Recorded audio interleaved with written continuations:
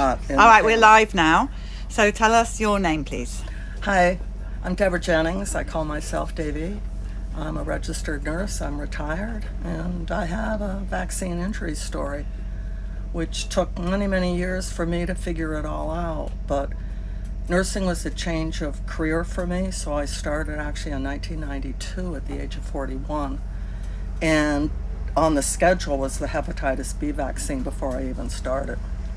And I didn't really question that. I don't think it was mandatory at that time for nurses. So I just kind of went ahead and got the first one. I didn't have a problem. It was the second one I had a problem. This was over maybe a 3-4 month period or 2 month period. And that really got my attention because I had pain in the bicep muscle. And when I went for the third one, the gal at this, I was in a long-term care facility in the Hudson Valley and downstate New York. And I told the nurse there, look, I'm having problems. I don't think I'm going to be taking this third one. And she kind of goes, oh, you probably just didn't have your arm relaxed when you had the second one. Well, I'm a nurse now. I'm injecting people, elderly, but the flu vaccines and the K shots and all these things. So I kind of know how to give an injection, where to give an injection, and what to tell my patients. And so, but you know what? It was one of the voice in the back of your head that's telling you, this woman doesn't know anything, just walk out. And I didn't. So what happened then, for a year, I had pain in that muscle, like somebody just punched me. So I've done research and all that after the fact, and it just kind of progressed. So what started happening in the course of the 10 years I was doing geriatric nursing, so I did night shift. I started having pains going up and down the leg, settling in a hip, and on bad nights went across to the other hip.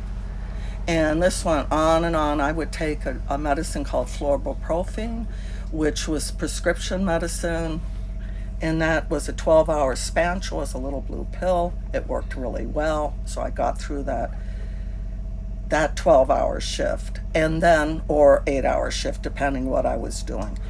And so this really, I find in hindsight, didn't help things either, because then the whole body's becoming more acid and actually accelerating. So what started happening is I actually went and was climbing the Fox Glacier in New Zealand. And I couldn't climb it I had to do one foot in front of the other, and put my hands on the one knee that was up and spring off to get, because you're going high up into the mountains there. So I knew something was wrong. I could not force my body to do the other. And my mom had noticed that one of my legs the calf muscle was skinnier than the other. So what that was really that it had shifted. The body had shifted. It was misdiagnosed by doctors, and I was told that was muscle atrophy. I actually went to a whole physical therapy course, and it wasn't muscle atrophy. It was doing all the work. So eventually this led to hip replacement surgery. So I had 2 of them done within a 14-month period.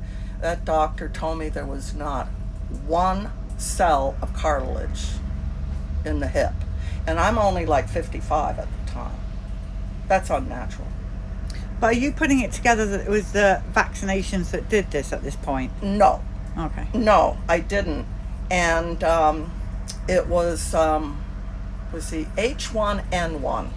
While I was recovering from my second surgery, that somehow I got in association with people in Great Britain, and one particular gal who was a journalist out of Austria. Actually, Dr. Mercola has interviewed her. Otherwise, they've disappeared all her stuff.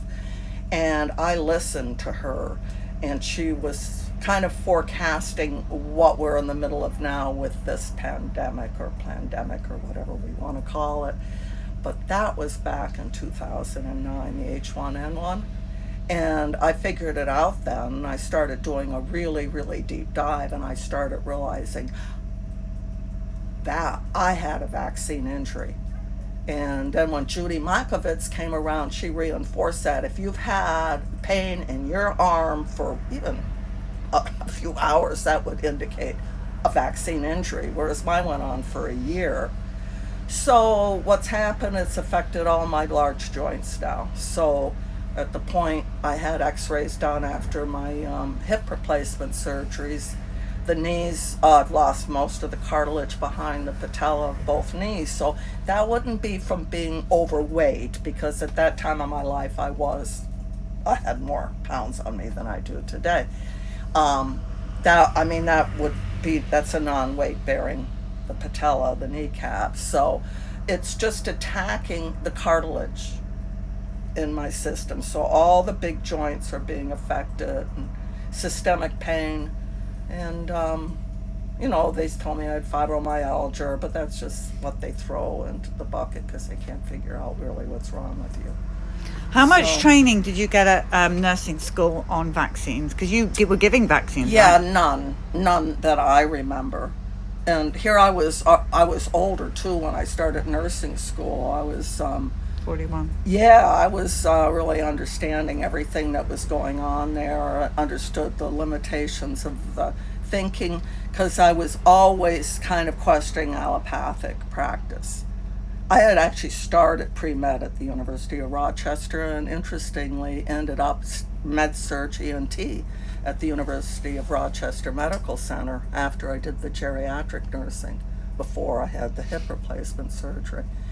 So I have a really deep understanding of this now, and I've joined Amy Gardner back in 2006 when I retired to Rhode Island.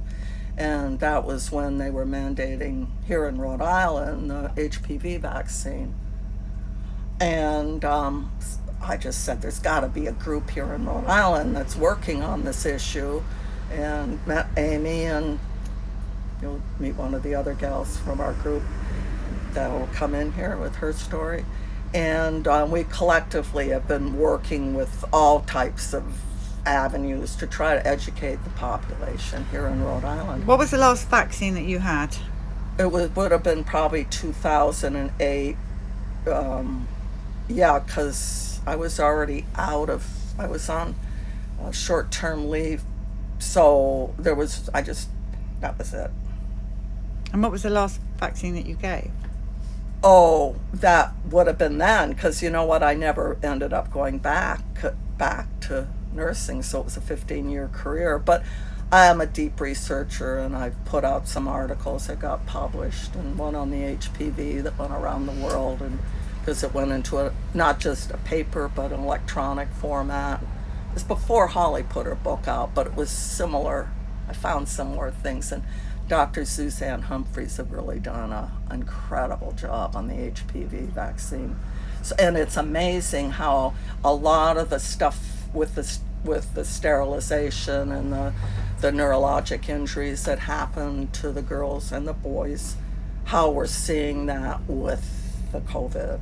So as a nurse that's experienced vaccine injury and found out the hard way, the truth, what is your advice to those parents, but in fact all of us, as we go into the winter where the scaremongering is already starting?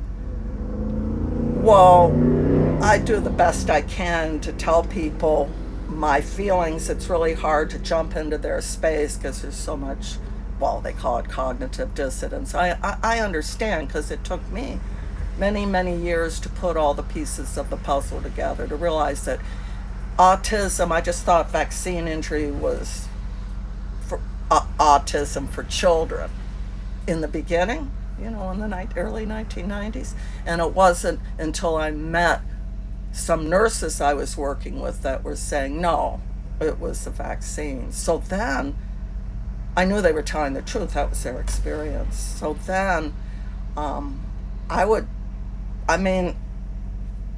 I know this is a creation, but I am an anti-vaxxer to the core at this point because I just understand health is not delivered through a syringe. I've told the people up at our state house that countless times, that there's other ways to boost the immune system, and that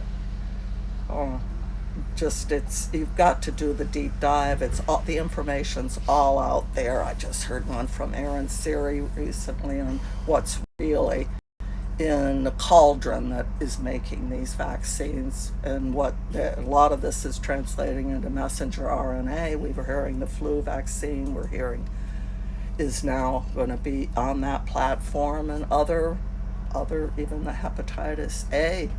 Dr. Anna Mahalcha has gotten one of those vials, and it's showing the same thing. So I think people really need to step back and realize that they need to protect themselves and their children, their grandchildren, and it's a big struggle we've got. Thank you for telling your story. Thank you very much.